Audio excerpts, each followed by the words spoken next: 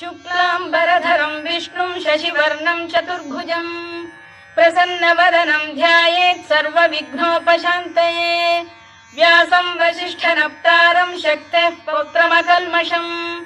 पराशरात्मजं वन्दे शुकतातं तपोनिधिं। व्यासाय विष्णुरूपाय व्यासरूपाय विष्णवे नमो वै ब्रह्मनिधये वासिष्ठाय नमो नमः। अविकाराय शुद्धाय नित्याय परमात्मने सदैकरूपरूपाय विष्णवे सर्वजिष्णवे यस्य स्मरणमात्रेण जन्म संसारबन्धनात् विमुच्यते। नमस्तस्मै विष्णवे प्रभविष्णवे। ॐ नमो विष्णवे प्रभविष्णवे। श्रीवैशम्पायन उवाच श्रुत्वा धर्मानशेषेण पावनानि च सर्वशः युधिष्ठिरः शान्तनवं पुनरेवाभ्यभाषत। युधिष्ठिर उवाच किमेकं दैवतं लोके किं वाप्येकं परायणं स्तुवन्तः कङ्कमर्चन्तः प्राप्नुयुर्मानवा शुभम्। को धर्मः सर्वधर्माणां भवतः परमो मतः किं जपन्मुच्यते जन्तुर्जन्म संसारबन्धनात्। श्रीभीष्म उवाच जगत्प्रभुं देवदेवमनन्तं पुरुषोत्तमं स्तुवन्नाम सहस्रेण पुरुषः सततोत्थितः तमेव चार्चयन् नित्यं भक्त्या पुरुषमव्ययम् ध्यायन् स्तुवन् नमस्यं च यजमानस्तमेव च अनादिनिधनं विष्णुं सर्वलोकमहेश्वरम् लोकाध्यक्षं स्तुवन् नित्यं सर्वदुःखातिगो भवेत्। ब्रह्मण्यं सर्वधर्मज्ञं लोकानां कीर्तिवर्धनम् लोकनाथं महद्भूतं सर्वभूतभवोद्भवम् एष मे सर्वधर्माणां धर्मोऽधिकतमो मतः यद्भक्त्या पुण्डरीकाक्षं स्तवैरच्चेन्नरः सदा। परमं यो महत्तेजः परमं यो महत्तपः परमं यो महद्ब्रह्म परमं यः परायणम् पवित्राणां पवित्रं यो मङ्गलानां च मङ्गलम्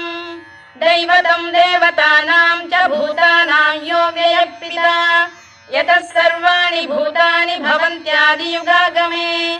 यस्मिंश्च प्रलयं यान्ति पुनरेव युगक्षये तस्य लोकप्रधानस्य जगन्नाथस्य भूपते विष्णोर्नाम सहस्रं मे शृणु पापभयापहम्। यानि नामानि गौणानि विख्यातानि महात्मनः ऋषिभिः परिगीतानि तानि वक्ष्यामि भूतये। ऋषिर्नाम्नां सहस्रस्य वेदव्यासो महामुनिः छन्दोऽनुष्टुप् तथा देवो भगवान् देवकीसुतः अमृतांशुद्भवो बीजं शक्तिर्देवकी नन्दनः त्रिसामा हृदयं तस्य शान्त्यर्थे विनियुज्यते। विष्णुं जिष्णुं महाविष्णुं प्रभविष्णुं महेश्वरम् अनेकरूपदैत्यान्तं नमामि पुरुषोत्तमम्। अस्य श्रीविष्णोर्दिव्यसहस्रनामस्तोत्रमहामन्त्रस्य श्रीवेदव्यासो भगवान् ऋषिः अनुष्टुप्-छन्दः श्रीमहाविष्णुः परमात्मा श्रीमन्नारायणो देवता अमृतांशुद्भवो भानुरिति बीजम् देवकी नन्दन सृष्टेति शक्तिः उद्भवः क्षोभणो देव इति परमो मन्त्रः शङ्खबृन्नन्दकी चक्रीति कीलकम् शार्ङ्गधन्वा गदाधर इत्यस्त्रम् रथाङ्गपाणिरक्षोभ्य इति नेत्रम् त्रिसामा सामगः सामेति कवचम् आनन्दम् परब्रह्मेति योनिः ऋतुः सुदर्शनकाल इति दिग्बन्धः श्रीविश्वरूप इति ध्यानम् श्रीमहाविष्णुप्रीत्यर्थे सहस्रनाम जपे विनियोगः। ध्यानम् क्षीरोदन्वत्प्रदेशे शुचिमणिविलसत्सैकते मौक्तिकानाम् मालाक्लुप्तासनस्थस्फटिकमणिनिभैर्मौक्तिकैर्मण्डिताङ्गः शुभ्रैरभ्रैरदभ्रैरुपरि विरचितैर्मुक्तपीयूषवर्षैः आनन्दीनः पुनीयादरिनलिन गदा शङ्खपाणिर्मुकुन्दः भूः पादौ यस्य नाभिर्वियदसुरनिलश्चन्द्रसूर्यौ च नेत्रे कर्णावाशा शिरोद्यौर्मुखमपि दहनो यस्य वास्तेयमब्धिः अन्तस्थं यस्य विश्वं सुरनरखगो भोगि गन्धर्वदैत्यैः चित्रं रम्यते तं त्रिभुवन वपुषं विष्णुमीशं नमामि। ॐ नमो भगवते वासुदेवाय। शान्ताकारं भुजगशयनं पद्मनाभं सुरेशं विश्वाधारं गगनसदृशं मेघवर्णं शुभाङ्गम् लक्ष्मीकान्तं कमलनयनं योगिधृध्यानगम्यं वन्दे विष्णुं भवभयहरं सर्वलोकैकनाथम्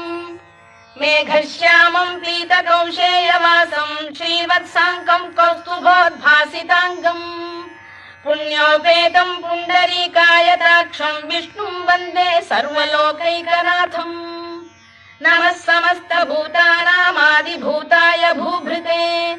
अनेकरूपरूपाय विष्णवे प्रभविष्णवे सशङ्खचक्रं सकिरीटकुण्डलं सपीतवस्त्रं सरसीरुहेक्षणं सहारवक्षस्थलशोभिकौस्तुभं नमामि विष्णुं शिरसा चतुर्भुजम् छायायां पारिजातस्य हेमसिंहासनोपरि आसीनमम्बुदश्याममायताक्षमलङ्कृतम् चन्द्राननं चतुर्बाहुं श्रीवत्साङ्कितवक्षसम् रुक्मिणी सत्यभामाभ्यां सहितं कृष्णमाश्रये।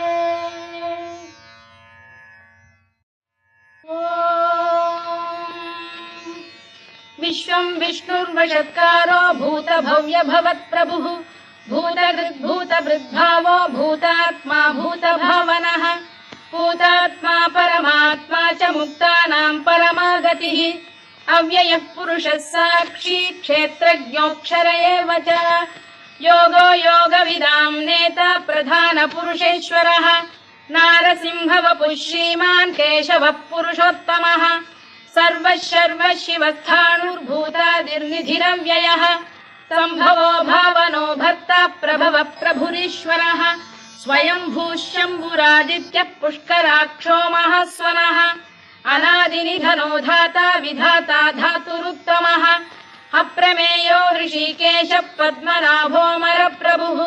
विश्वकर्मा मनुस्पष्टा स्थविष्ठस्थविरो ध्रुवः अग्राह्यः शाश्वतः कृष्णो लोहिताक्षप्रदर्दनः प्रभूतस्त्रिककुब्धाम पवित्रं मङ्गलं परम् ईशान प्राणद प्राणो ज्येष्ठः श्रेष्ठः प्रजापतिः हिरण्यगर्भो भूगर्भो माधवो मधुसूदनः ईश्वरो विक्रमी धन्वी मेधावी विक्रमक्रमः अनुत्तमो दुराधर्षः कृतज्ञः कृतिरात्मवान् सुरेशः शरणं शर्म विश्वरेताः प्रजाभवः अगः संवत्सरो व्याल प्रत्ययः सर्वदर्शनः अजः सर्वेश्वरः सिद्धः सिद्धिः सर्वादिरच्युतः वृषाकपिरमेयात्मा सर्वयोगविनिसृतः वसुर्वसुमनः सत्यः समात्मा संमितः समः अमोघः पुण्डरीकाक्षो वृषकर्मा वृषाकृतिः रुद्रो बहुशिरा बभ्रुर्विश्वयोनिश्चुचिश्रवाः अमृतः शाश्वतस्थाणुर्वरारोहो महातपाः सर्वगः सर्वविद्भानुर्विश्वक्सेनो जनार्दनः वेदो वेदविदव्यङ्गो वेदाङ्गो वेदवित्कविः लोकाध्यक्षः सुराध्यक्षो धर्माध्यक्षः कृताकृतः चतुरात्मा चतुर्व्यूहश्चतुर्दंष्टश्चतुर्भुजः भ्राजिष्णुर्भोजनं भोक्ता सहिष्णुर्जगदादिजः अनघो विजयो जेता विश्वयोनिः पुनर्वसुः उपेन्द्रो वामनः प्रांशुरमोघः शुचिरूर्जितः अतीन्द्रः सङ्ग्रहः सर्गो धृतात्मा नियमो यमः वेद्यो वैद्यः सदा योगी वीरः माधवो मधुः अतीन्द्रियो महामायो महोत्साहो महाबलः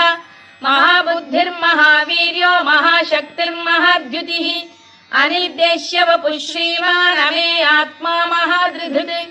महेश्वासो महीभर्ता श्रीनिवासः सताङ्गतिः अनिरुद्धः सुरानन्दो गोविन्दो गोविदाम्पतिः मरीचिर्दमनो हंसः सुपर्णो भुजगोत्तमः हिरण्यनाभः सुतपाः पद्मनाभः प्रजापतिः अमृत्युः सर्वदृक्सिंहः सन्धाता सन्धिमान् स्थिरः अजो दुर्मर्षणः शास्ता विश्रुतात्मा सुरारिः गुरुर्गुरुतमो धाम सत्यः सत्यपराक्रमः निमिषो निमिषस्रग्वी वाचस्पतिरुदारधीः अग्रणीर्ग्रामणी श्रीमान् न्यायो नेता समीरणः सहस्रमूर्धा विश्वात्मा सहस्राक्षः सहस्रपात् आवर्तनो निवृत्तात्मा संवृतः सम्प्रमर्दनः अधः संवर्तको वह्निरनिरो धरणीधरः सुप्रसाद प्रसन्नात्मा विश्वधृक् विश्वभुग्विभुः सत्कर्ता सत्कृतः साधुर्जह्नुर्नारायणो नरः असंख्येयो प्रमेयात्मा विशिष्टः शिष्टकृच्छुचिः सिद्धार्थः सिद्धसङ्कल्पः सिद्धिदः सिद्धिसाधनः वृषाही वृषभो विष्णुर्वृषपर्वा वृषोदरः वर्धनो वर्धमानश्च विविक्तः श्रुतिसागरः सुभुजो दुर्धरो वाग्मी महेन्द्रो वसुदो वसुः नैकरूपो बृहद्रूपः शिपिविष्टप्रकाशनः ओजस्तेजोद्युदिधरः प्रकाशात्मा प्रतापनः वृद्धस्पष्टाक्षरो मन्त्रश्चन्द्रांशुर्भास्करद्युतिः अमृतांशुद्धवो भानुः शशबिन्दुः सुरेश्वरः औषधम् जगतः सेतुः सत्यधर्मपराक्रमः भूतभव्यभवन्नाथः पवनः पावनो नरः कामः कामकृत्कान्तः कामः कामप्रदप्रभुः युगादिकृद्युगावर्तो नैकमायो महाशनः अदृश्यो व्यक्तरूपश्च सहस्रजिदनन्तजित् इष्टो विशिष्टः शिष्टेष्टः शिखण्डी नहुषो वृषः क्रोधः क्रोधकृत्कर्ता विश्वबाहुर्महीधरः अच्युत प्रतिथ प्राण प्राणदो वासवानुजः अपां निधिरधिष्ठानमप्रमत्त प्रतिष्ठितः स्कन्द स्कन्दधरो धुर्यो वरदो वायुवाहनः वासुदेवो बृहद्भानुरादिदेवः पुरन्दरः अशोकस्तारणस्तारः शूरः शौरिर्जनेश्वरः अनुकूलः शतावर्तः पद्मी पद्मनिभेक्षणः पद्मनाभोरविन्दाक्षः पद्मगर्भः शरीरभृत् महर्धिर्वृद्धो वृद्धात्मा महाक्षो गरुडध्वजः अतुलः शरभो भीमः समयज्ञो हविर्हरिः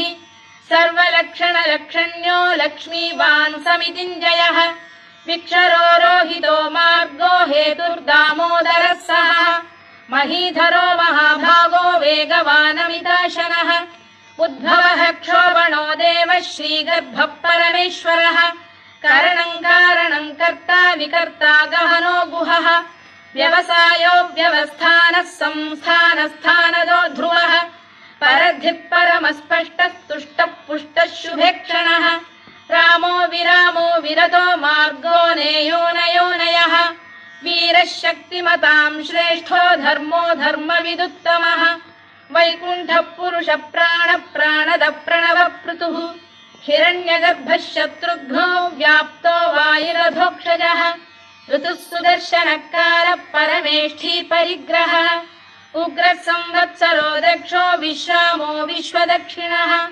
विस्तारस्थावरस्थाणुः प्रमाणं बीजमव्ययम् अर्थोऽनर्थो महाकोशो महाभोगो महाधनः अनिर्विण्णस्थविष्ठो भूर्धर्मयूपो महामखः नक्षत्रनेमिर्नक्षत्री क्षमः क्षामः समीहनः यज्ञयुज्यो महेज्यश्च क्रतुः सत्रं सदाङ्गतिः सर्वदर्शी विमुक्तात्मा सर्वज्ञो ज्ञानमुत्तमम् सुव्रतः सुमुखः सूक्ष्मः सुघोषः सुखदः सुहृद् मनोहरो जितक्रोधो वीरबाहुर्विदारणः स्वापनः स्ववशो व्यापी नैकात्मा नैककर्मकृत् वत्सरो वत्सलो वत्सी रत्नगर्भोधनेश्वरः धर्मकृद्धर्मी सदसक्षरमक्षरम् अविज्ञाता सहस्रांशुर्विधाता कृतलक्षणः गभस्तिनेमिः सप्तस्तः सिंहो भूतमहेश्वरः आदिदेवो महादेवो देवेशो देवभृद्गुरुः उत्तरो गोपतिर्गोप्ता ज्ञानगम्यः पुरातनः शरीरभूतभृद्भोक्ता कपीन्द्रो भूरि दक्षिणः सोमपोऽमृतपः सोमः पुरुजिः पुरुसत्तमः विनयो जयः सत्यसन्धो दाशार्हः सात्वतां पतिः जीवो विनयिता साक्षी मुकुन्दो मितविक्रमः अम्भोनिधिरनन्तात्मा महोदधिशयोऽन्तकः अजो महार्घः स्वाभाव्यो जितामित्रप्रमोदनः आनन्दो नन्दनो नन्दः सत्यधर्मात्रिविक्रमः महर्षि कपिलाचार्यः कृतज्ञो मेदिनीपतिः त्रिपदस्त्रिदशाध्यक्षो महाशृङ्गकृतान्तकृत् महावराहो गोविन्दः सुषेणः कनकाङ्गनी गुह्यो गभीरो गहनो गुप्तश्चक्रगदाधरः मेधास्वाङ्गोजितः कृष्णो दृढः सङ्कर्षणोच्युतः वरुणो वारुणो वृक्षः पुष्कराक्षो महामनाः भगवान् भगहानन्दी वनमाली हलायुधः आदित्यो ज्योतिरादित्यः सहिष्णुर्गतिसत्तमः सुधन्वाखण्ड परशुर्दारुणो द्रविणप्रदः दिवस्पृक् सर्वदृग्व्यासो वाचस्पतिरयो निजः त्रिसामासामगः साम निर्वाणम् भेषजम् भिषज सन्न्यासकृच्छमशान्तो निष्ठा शान्तिपरायणम् शुभाङ्गः शान्तिदः स्रष्टा कुमुदः कुवलेशयः गोहितो गोपतिर्गोप्ता वृषभाक्षो वृषप्रियः अनिवर्ती निवृत्तात्मा संक्षेप्ताक्षेमकृत् शिवः श्रीवत्सवक्षः श्रीवासः श्रीपतिः श्रीमताम्बरः श्रीधः श्रीशः श्रीनिवासः श्रीनिधिः श्रीविभावनः श्रीधर श्रीकर श्रेयः श्रीमान् लोकत्रयाश्रयः स्वक्षः स्वङ्गः शतानन्दो नन्दिर्ज्योतिर्गणेश्वरः विजितात्मा विधेयात्मा सत्कीर्तिश्चिन्न संशयः उदीर्णः सर्वतश्चक्षुरनीशः शाश्वतः स्थिरः भूषयो भूषणो भूतिर्विशोकः शोकनाशनः अर्चिष्मानर्चितः कुम्भो विशुद्धात्मा विशोधनः अनिरुद्धो प्रतिरथ प्रद्युम्नो मितविक्रमः कालनेमिनिः वीरः शौरिः शूरजनेश्वरः त्रिलोकात्मा त्रिलोकेशः केशवः केशिः हरिः कामदेवः कामपालः कामी कान्तकृतागमः अनिर्देश्य वपुर्विष्णुर्वीरोऽनन्तो धनञ्जयः ब्रह्मण्यो ब्रह्मकृद्ब्रह्मा ब्रह्म ब्रह्मविवर्धनः ब्रह्मविब्राह्मणो ब्रह्मी ब्रह्मज्ञो ब्राह्मणप्रियः महाकमो महाकर्मा महातेजा महोरगः महाक्रतुर्महायज्वा महायज्ञो महाहविः स्तव्यस्तव प्रियस्तोत्रम् स्तुतिस्तोतारणप्रियः पूर्णः पूरयिता पुण्यः पुण्यकीर्तिरनामयः मनोजवस्तीर्थकरो वसुरेता वसुप्रदः वसुप्रदो वासुदेवो वसुर्वसुमनाहविः सद्गतिः सत्कृतिः सत्ता सद्भूतिः सत्परायणः शूरसेनो यदुश्रेष्ठः सन्निवासः सुयामुनः भूतावासो वासुदेवः सर्वासु निलयो नलः दर्पः दर्पदो दृप्तो दुर्धरोऽथा पराजितः विश्वमूर्तिर्महामूर्तिर्दीप्तमूर्तिरमूर्तिमान् अनेकमूर्तिरव्यक्तः शतमूर्तिः शताननः एकोनैकः स वक्र किं यत्तत्पदमनुत्तमम् लोकबन्धुर्लोकनाथो माधवो भक्तवत्सलः सुवर्णवर्णो हेमाङ्गो वराङ्गश्चन्दनाङ्गदी वीरः विषमः शून्यो घृताशीरचरश्चरः अमानी मानदो मान्यो लोकस्वामी त्रिलोकधृत् सुमेधा मेधजो धन्यः सत्यमेधाधराधरः तेजो वृषोद्युतिधरः सर्वशत्रभृताम्बरः प्रग्रहो निग्रहो व्यग्रो नैकशृङ्गो गदाग्रजः चतुर्मूर्तिश्चतुर्बाहुश्चतुर्व्यूहश्चतुर्गतिः चतुरात्मा चतुर्भावश्चतुर्वेदविदेकपात् समावर्तो निवृत्तात्मा दुर्जयो दुरतिक्रमः दुर्लभो दुर्गमो दुर्गो दुरावासो दुरारिः शुभाङ्गो लोकसारङ्गः स्तुतन्तु वर्धनः इन्द्रकर्मा महाकर्मा कृतकर्मा कृतागमः उद्भवः सुन्दरः सुन्दो रत्ननाभः सुलोचनः अर्को वाजसनः शृङ्गी जयन्तः सर्वविजयी सुवर्णबिन्दुरक्षोभ्यः सर्ववागीश्वरेश्वरः महाह्रदो महागर्तो महाभूतो महानिधिः कुमुदः कुन्दरः कुन्दः पर्जन्यः पावनो निलः अमृताशोऽमृतवपुः सर्वज्ञः सर्वतोमुखः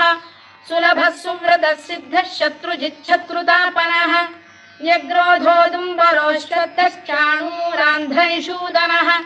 सहस्रार्चिः सप्तजिह्वः सप्तैधा सप्तवाहनः अमूर्तिरनघोचिन्त्यो भयकृद्भयनाशनः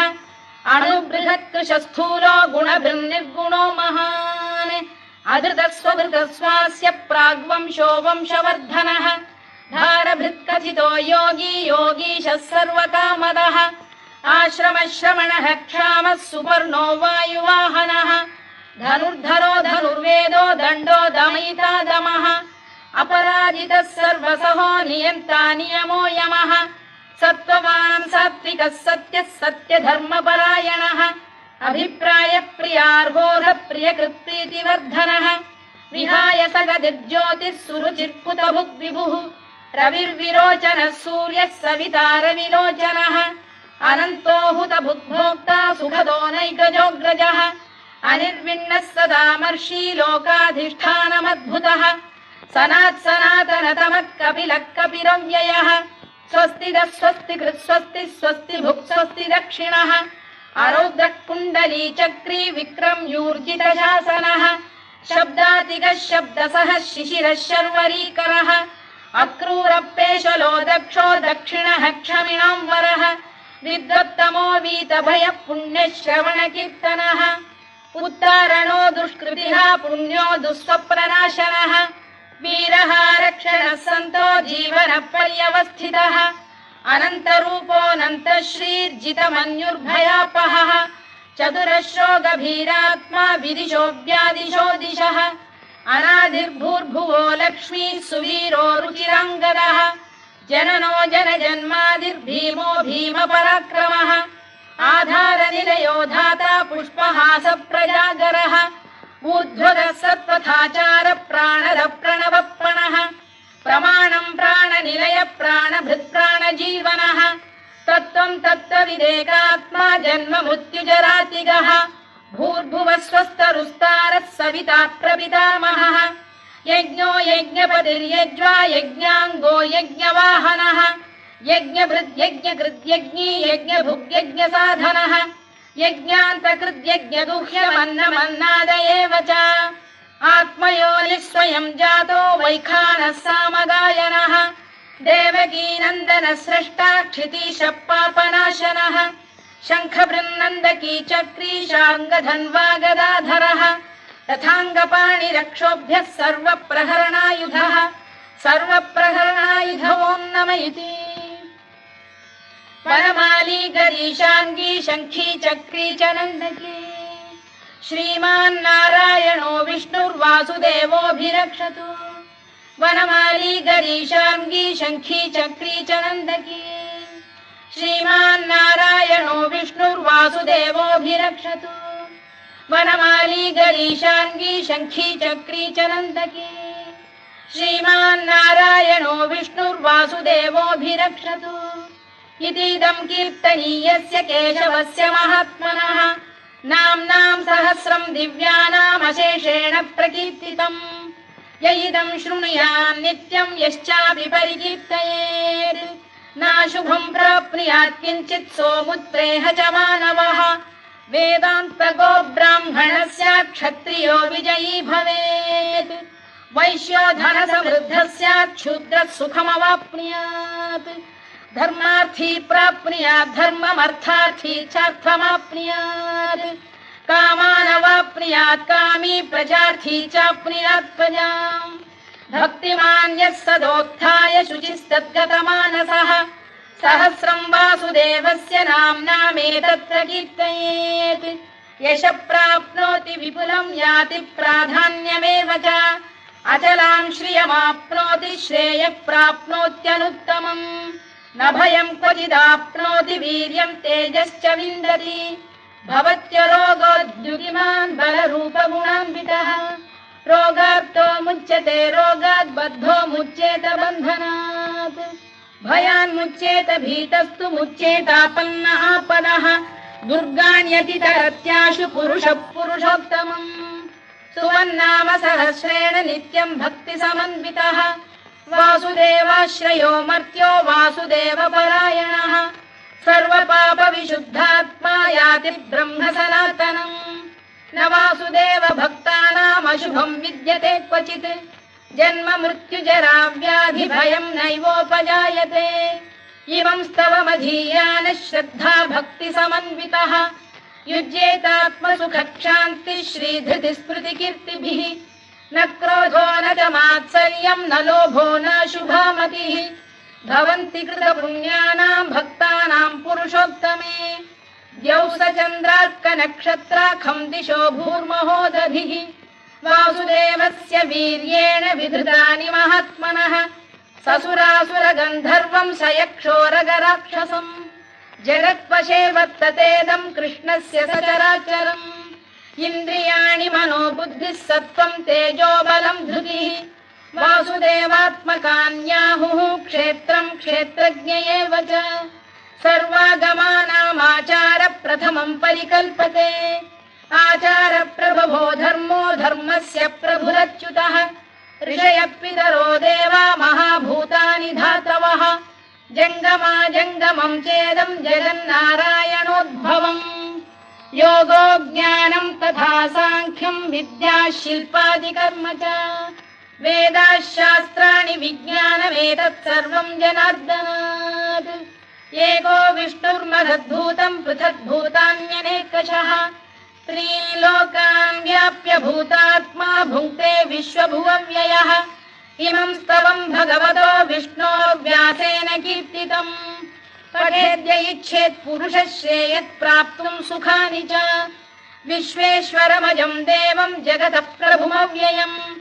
भजन्ति ये पुष्कराक्षं न ते यान्ति पराभवम् नम इति अर्जुनोवाच पद्मपत्र विशालाक्ष पद्मनाभसुरोत्तमा भक्तानामनुरक्तानां त्राता भव जनार्दन श्रीभगवानुवाच यो मां नाम सहस्रेण स्तोतुमिच्छति पाण्डव सोऽहमेकेन श्लोकेन स्तुत एव न संशयो नम इति व्यास उवाच वासनाद् वासुदेवस्य वासितं भुवनत्रयम् सर्वभूतनिवासोऽसि वासुदेव नमोऽस्तु ते वासुदेव नमोऽस्तु ते ॐ नम इति पार्वत्युवाच केनोपायेन लघुना विष्णोर्नाम सहस्रकम् पठ्यते पण्डितैर्नित्यं श्रोतुमिच्छाम्यहं प्रभो ईश्वर उवाच श्रीराम राम रामेति रमे रामे मनोरमे सहस्रनाम तत्तुल्यं राम नाम वरानने श्रीराम राम रामेति रमे रामे मनोरमे सहस्रनाम तत्तुल्यं राम नाम वरानने श्रीराम राम रामेति रमे रामे मनोरमे सहस्रनाम तत्तुल्यं राम नाम वरानने राम नाम वरानन ॐ नम इति ब्रह्मोवाच नमोऽस्त्वनन्ताय सहस्रमूर्तये सहस्रपादाक्षि शिरोरुबाहवे सहस्रनाम्ने पुरुषाय शाश्वते सहस्रकोटियुगधारिणे नमः सहस्रकोटियुगधारिणे नमः ॐ नम इति सञ्जय उवाच यत्र योगेश्वर कृष्णो यत्र पार्थो धनुर्धरः तत्र श्रीविजयो भूतिर्ध्रुवा नीतिर्मतिर्मम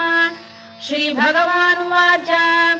अनन्याश्चिन्तयन्तो मां ये जनाः पर्युपासते तेषां नित्याभियुक्तानां योगक्षेमं वहाम्यहम् परित्राणाय साधूनां विनाशाय च दुष्कृतां धर्म संस्थापनार्थाय संभवामि युगे युगे आर्ता विषण्णा शिथिलाश्च भीता घोरेषु च व्याधिषु वर्तमानाः संकीर्त्य नारायण शब्दमात्रं विमुक्त दुःखाः सुखिनो भवन्तु कायेन वाचा मनसेन्द्रियैर्वा बुद्ध्यात्मना वा प्रकृते स्वभावात् करोमि यद्यत् सकलं परस्मै नारायणायेति समर्पयामि।